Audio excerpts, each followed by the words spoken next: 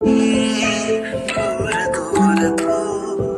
तुझ्या वाचुनी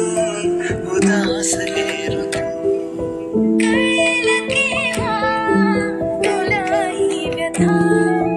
माझ्या नजरेने बघ तुलाच तू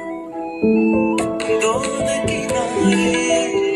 आपण दोघे भेट अचानक होईल थांबून